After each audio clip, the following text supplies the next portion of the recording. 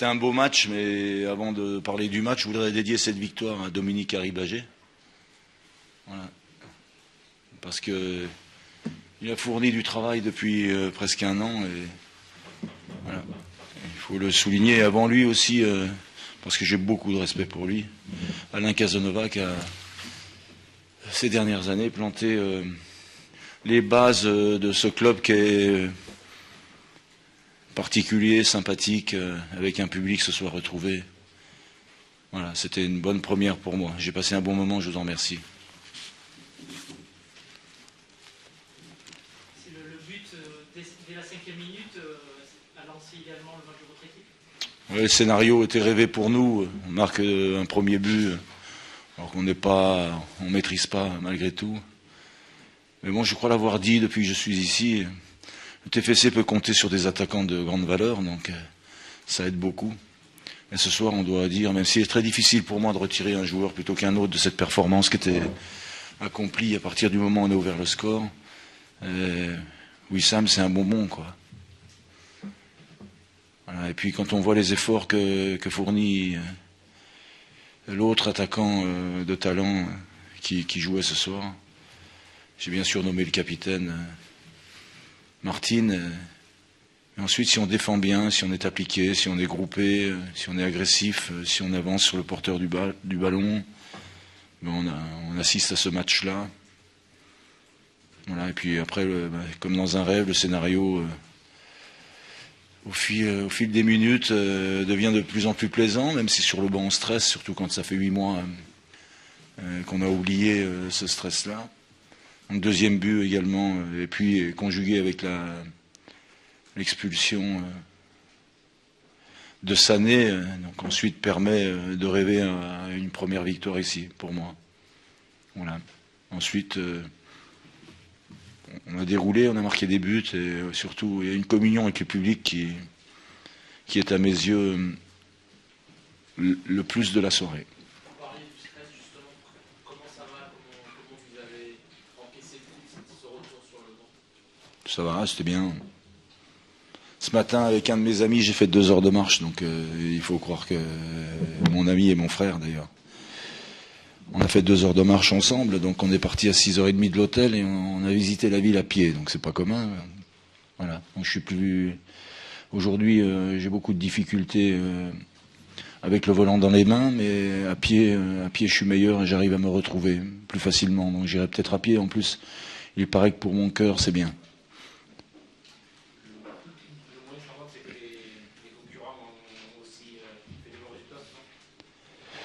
Je n'ai pas regardé, je sais pas, vous me l'apprenez, donc vous voyez, tout de suite, vous me plongez dans la tristesse.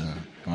On vient de gagner 4-0 et voilà pas que je vais devoir annoncer à mon président que la dépression me gagne, il faut que je reste tranquille jusqu'à jeudi. Donc c'est comme ça, il faut bien que les joueurs de toutes les équipes s'expriment. Mais ce qui compte, c'est la longueur, jusqu'à preuve du contraire, il reste 24 points à distribuer. Et sauf à vous manquer de respect, vous êtes tous d'accord avec moi pour me dire que le TFC est en difficulté mais n'est pas mort sur un plan comptable. Il reste des matchs. Et avec ce que je vois ce soir, voilà, je me dis que bon, si les joueurs ont envie de faire de nouveaux trucs dans les semaines à venir, peut-être que quelques week-ends ça nous sourira. Et quand on se comporte comme ils se sont comportés ce soir, même si tous les matchs sont difficiles, et aucun match ressemble à un autre, vous totalisez, vous marquez des points, et puis surtout, qui sait, vous soignez votre goal average. Le tableau de marche, c'est 10 points il y a 15 jours en retard, 9 points la semaine dernière, 7 points ce soir. Voilà quelqu'un qui suit. Voilà, et je vous en remercie. Vous m'avez épargné la déprime, et donc je serai, si tout va bien, à l'entraînement dès lundi.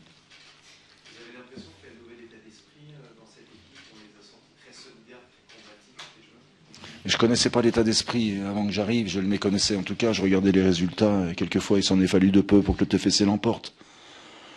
Encore une fois, voilà, moi je suis simplement un chaînon de ce formidable club, je suis là pour assumer, puis j'apporte mes idées, elles m'appartiennent, et pour moi, pas d'expression individuelle s'il n'y a pas de rigueur collective. Voilà, c'est mon c'est mon cheval de bataille. Et aujourd'hui, j'espère que je vais pouvoir me prouver que je suis capable d'entraîner ailleurs que dans mes montagnes. Voilà. Et pour l'instant, c'est trop tôt. C'est trop tôt pour tirer des bilans, mais voilà, je l'ai dit à mon arrivée, être plus costaud, défendre dans un périmètre beaucoup plus réduit que les garçons le faisaient jusqu'alors. Ça permet d'être nombreux, d'avoir de la densité près du ballon, de récupérer plus vite et donc fatalement d'attaquer mieux. Voilà, c'est bon, faut pas sortir de Saint-Cyr pour considérer ce que je viens de dire là. Donc voilà, ce sont certains de mes préceptes, mais c'est les préceptes que beaucoup ont.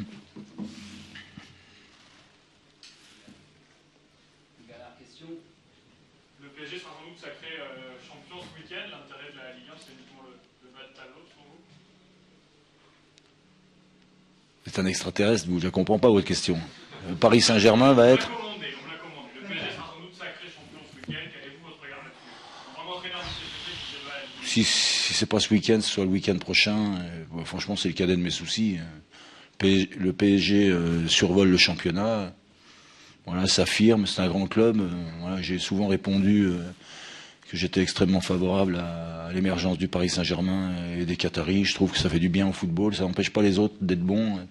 C'est moins l'assurance d'une recette conséquence une fois dans l'année. Donc le Paris Saint-Germain voilà, sera champion de France. Bon, on va pas se prosterner, en tout cas pas moi, pour cela. Mais par contre, voilà, avec mes amis de Canal+, j'avais fait le pari que le PSG gagnerait 2 fois contre Chelsea. J'avais dit qu'il finirait dans le dernier carré. Donc il me reste 2 confrontations pour prouver que je suis un bon pronostiqueur. D'ailleurs, à ce titre-là, j'espère que vous avez mis une pièce. Vous avez encore le droit de parier? Comment? Vous avez encore le droit de parier, c'était une blague. Je tente aussi, j'apprends. Allez, vous avez beaucoup d'humour. Je vous remercie, c'est sympa. Un champion en mars, c'est pas problématique. Ce qui compte, c'est que pour nous ne soyons pas condamnés en mars. Voilà. Moi, c'est tout ce qui m'importe. C'est de faire en sorte que le rêve dure et que l'espoir demeure. Voilà. Mais après, encore une fois, s'il y a truc à faire, ce sont uniquement les joueurs qui le feront. Voilà. C'est à eux de s'en persuader. Et très franchement, au travers de la performance de ce soir, je vois pas quel complexe ils doivent nourrir. Si ce n'est ce débours de 7 points, mais il reste 8 matchs. Et quelquefois, les histoires sont belles. Voilà. Comme, encore une fois, je le répète, je sais faire pour ce qui est de la dernière journée. J'ai besoin d'eux pour les journées précédentes. Merci beaucoup. Merci. L'analyse, elle est, on pourrait reprendre le copier-coller du match de Reims. C'est-à-dire qu'à partir du moment où vous vous présentez sur un terrain de Ligue 1 et en commettant autant d'erreurs défensives, autant d'erreurs de naïveté, quel que soit l'adversaire, que ce soit Paris Saint-Germain ou que ce soit une autre équipe, vous ne pouvez, c'est impossible de gagner un match. Prenez votre équipe en caisse de but dans les 5 premières minutes de chaque mi-temps, donc le match est impossible à gagner dans ces conditions. Surtout que le deuxième but amène une expulsion, donc. Mais non, comme je vous dis, c'est beaucoup de déception parce que parfois vous avez l'impression de mettre Pierre, Paul ou Jacques et de toute façon ça sera toujours les mêmes erreurs individuelles qui vous pénalisent beaucoup trop et qui vous mettent des bâtons dans les roues et des bâtons de plus en plus gros au fur et à mesure que la difficulté s'agrandit. Est-ce que c'est inquiétant pour la suite? Vous avez un petit match à 3, mais est-ce qu'il faut quand même bien regarder derrière? Si, j'ai l'impression que les joueurs m'avaient peut-être pas bien compris la semaine dernière quand j'avais parlé d'arrêter de regarder l'Europe et peut-être savoir regarder ailleurs. Aujourd'hui, on a un matelas qui est de plus en plus faible. On se retrouve un peu dans la situation où on était fin novembre. Et il faudra qu'il y ait une vraie prise de conscience cette semaine parce qu'il y a une équipe surmotivée qui, elle aussi, a besoin de points qui arrive au Matmut ce week-end. Comment vous expliquez ces énormes erreurs de défense? Vous encaissez autant de buts comme ça, des matchs suivent les 60, vous avez dit un peu. C'est très clair. Maintenant, Les adversaires aussi ont la vidéo et ils connaissent nos points faibles.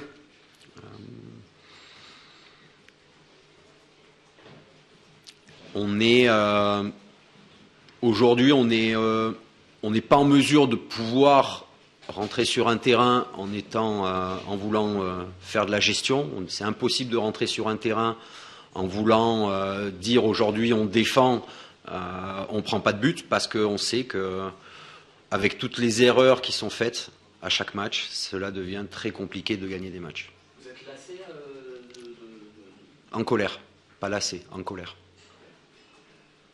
Est-ce que paradoxalement, Paul Bernard n'a pas été le meilleur Bordelais ce soir? C'est jamais bon signe quand votre gardien est le meilleur sur le terrain. C'est votre analyse aussi? Il a fait ce qu'il devait faire, ouais, la correction. Ça aurait pu être une correction beaucoup plus forte. Vous avez pris un point sur les 3 derniers matchs entre 17e, 18e et 19e. Est-ce que ça, c'est pas aussi un signe très inquiétant dans l'optique du maintien? C'est un signe que malheureusement certains joueurs sont peut-être dans un confort depuis beaucoup trop longtemps, et quand il faut se faire mal, on a du mal à répondre. Donc là, il y a le match de Bastia qui arrive, et quoi qu'il arrive, les joueurs alignés face à Bastia seront ceux qui voudront vraiment s'en sortir, ceux qui voudront vraiment montrer des valeurs d'hommes avant de montrer des valeurs de joueurs. Est-ce que vous avez encore des leviers pour agir sur ces joueurs-là?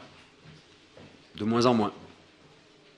Mais c'est normal, on est au fur et à mesure que la saison avance et que les difficultés s'amoncellent.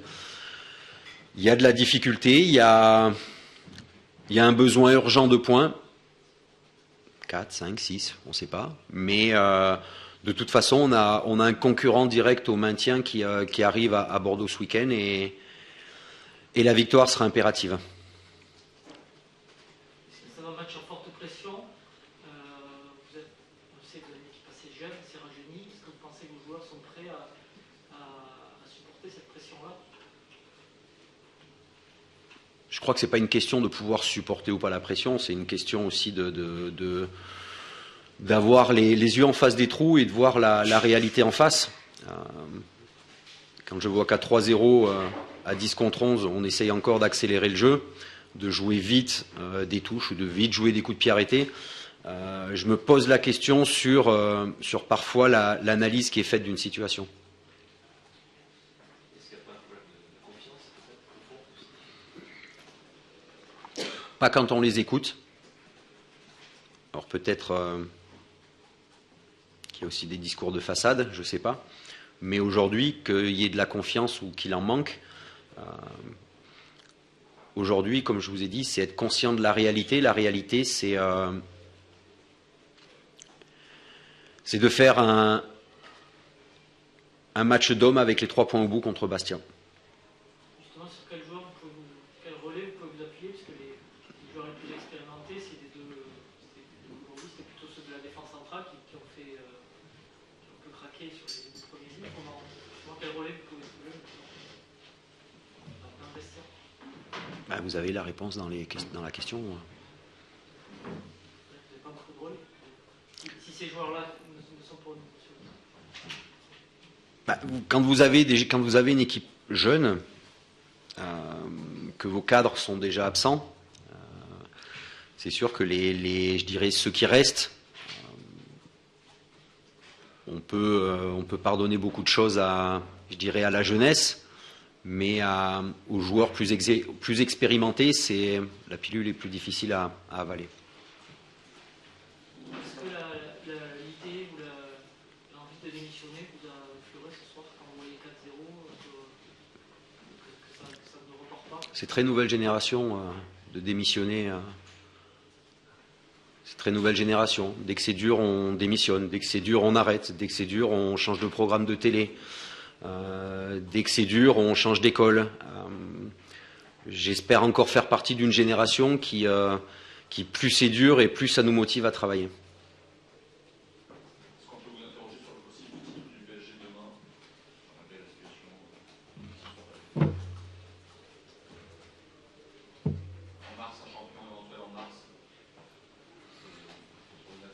Ce serait problématique, non. Une logique implacable par rapport à l'hégémonie du PSG.